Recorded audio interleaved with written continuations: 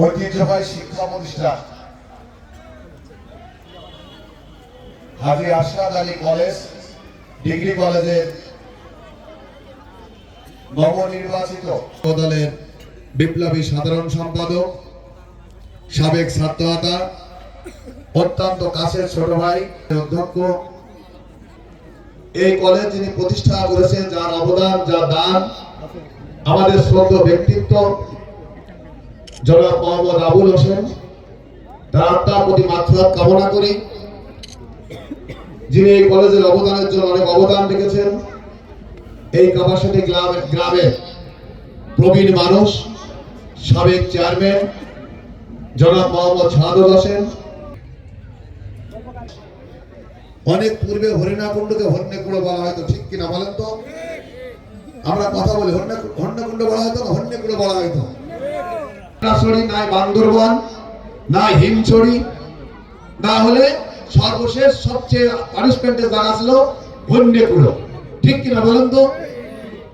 91 সালে রাষ্ট্র ক্ষমতায় বিএনপি আসার পরে আমাদের প্রিয় নেতা, সাবেক জাতীয় সংসদ সদস্য, আমার শ্রদ্ধেয় বড় ভাই মশিউর রহমানের নেতৃত্বে, বেগম খালেদা জিয়া প্রধানমন্ত্রীত্বে এই হরিণাকুণ্ডুর মানুষ হন্যকুণ্ডকে হরিণাকুণ্ড রূপান্তরিত করা হয়েছে, ঠিক কিনা বলেন তো?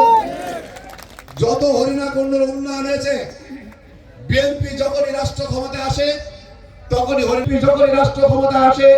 তখনই সারা বাংলাদেশের মানুষ হরিণাকুণ্ডের একটি সন্তান পার্লামেন্টে আছে, কথা বলছে, এটি প্রমাণিত হয়, ঠিক কিনা বলেন তো? আমরা আপনাদের কাছে সেইটাই প্রত্যাশা করি। আমার বিশ্বাস, আমরা একটা ছোট্ট উপজেলার মানুষ।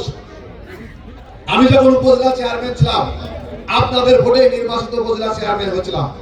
আমি ঢাকা শহরে যখন আমি বিভিন্ন মহল উঠা বসা করেছি, উন্নয়ন করতে হলে আগামী জাতীয় সংসদ সন্তানকে নির্বাচিত করলে এইটা সম্ভব, ঠিক কিনা বলেন তো? আমার কথা কি ঠিক? ঠিক করে হাত তুলে দেখান তো, সবাই তুলে দেখান, ঠিক? আর কিছুই বলবো না। আমরা আমাদের উন্নয়নের ক্ষেত্রে আমরা ঐক্যবদ্ধ থাকবো। যারা আমাদের জন্য কাজ করবে, যে দল আমাদের জন্য কাজ করবে, আমরা তাদের জন্য ঐক্যবদ্ধ থাকবো, এইটাই তো স্বাভাবিক, ঠিক কিনা? আমি জানতাম না এই কলেজের এত ভগ্ন দশা, ক্যান্টিন পর্যন্ত নাই, মেয়েদের কমন রুম নাই, খেলাধুলার সামগ্রী নাই। এই 17-18 বছর এই কলেজ থেকে আমার জানা মতে যারা কলেজের সভাপতির দায়িত্ব পালন করেছে, কোটি কোটি টাকা আত্মসাৎ করেছে, নিয়োগ, ঠিক কিনা? আর একটা কমনিত্ব ধন সমাজের মালিক হয়েছে। এই কলেজে মেয়েদের জন্য কমন রুম পর্যন্ত করেনি, খেলাধুলার সামগ্রী করেনি, একটা বাউন্ডারি ওয়াল করেনি, এই কলেজে উন্নয়নমূলক কর্মকাণ্ড করেনি। বিএনপি সেই নীতিতে বিশ্বাস করে। মশিউর রহমান এক সময় এই কলেজের সভাপতির দায়িত্ব পালন করেছে।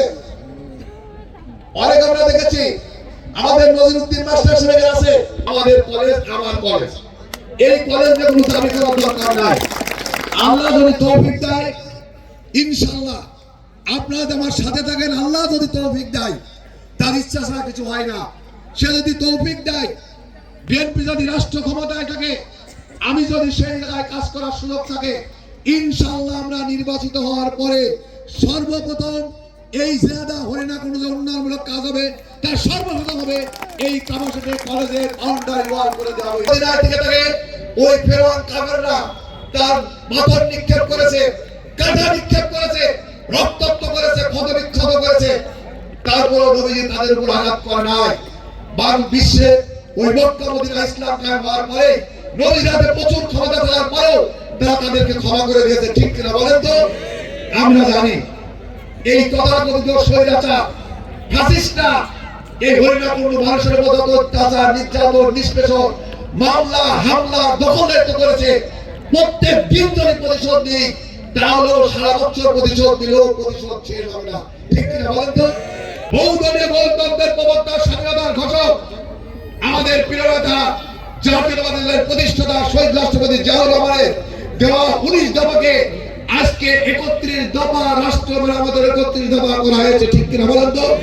ওদের ওই অত্যাচার, নির্যাতন, নিষ্পেষণের আমরা প্রতিশোধ দিতে চাই, ঠিক কিনা বলেন তো? যে বিএনপি যে দাবি দিয়েছে 31 দফা রাষ্ট্র মেরামতের দাবি দিয়েছে, আমাদের জানা দরকার, আমাদের পরিবারকে বলা দরকার, সেটার ভিতরে উল্লেখযোগ্য কি দাবি আছে, উল্লেখযোগ্য বিষয় আছে। সেই বিষয়টা হচ্ছে আপনাদের শুনতে হবে, জানতে হবে, বুঝতে হবে। আমি আপনাদের আজকে পরিষ্কার করে জানতে চাই, আপনার বাড়ি বেড়ে যে কথা বলবেন সেটা হচ্ছে আমাদের নেতা তারেক রহমান সাহেব রাষ্ট্র মেরামতের 31 দফার ভিতরে উল্লেখযোগ্য ব্যাপার আছে। সেই দফা হচ্ছে প্রত্যেকটা পরিবারকে একটি করে ফ্যামিলি কার্ড দেওয়া হবে। প্রত্যেকটা পরিবারে একটা করে ফ্যামিলি কার্ড দেওয়া হবে। ফ্যামিলি কার্ড কাদের দেওয়া হবে? একটা পরিবারের সবচেয়ে ওই পরিবারের জন্য যিনি পরিবারের দায়িত্ব নিয়ে ওই সংসার পরিচালনা করে তাদের নামে একটি করে ফ্যামিলি কার্ড হবে। ভোটার কার্ডের মধ্যে একটি করে ফ্যামিলি কার্ড হবে। প্রতি মাসে ওই পরিবারের স্বচ্ছতা অনুযায়ী, সংসার খরচ অনুযায়ী যে টাকা খরচ লাগে তার একটা অংশের টাকা তাদের কার্ডের ভিতরে প্রতি মাসে সরকারের পক্ষ থেকে দেওয়া হবে। সরকারের পক্ষ থেকে দেওয়া হবে। বেগম খালেদা জিয়াকে ঈদের আগের দিন, ঈদের আগের দিন তার স্বামী প্রাপ্ত ক্যান্টনমেন্টের বাড়ি থেকে এক কামড়ে বের করে দিয়েছিল, ঠিক কিনা বলেন তো? এবং এই হাসিনা বেগম খালেদা জিয়াকে টিটকারি করে বলেছিল ৭৬ বছরের মহিলা আজ মরি কাল মরি, মরে না কেন, তার আবার চিকিৎসার জন্য বিদেশে পাঠাতে হবে। এই কথা বলেছিল না? কি বলেছিল না?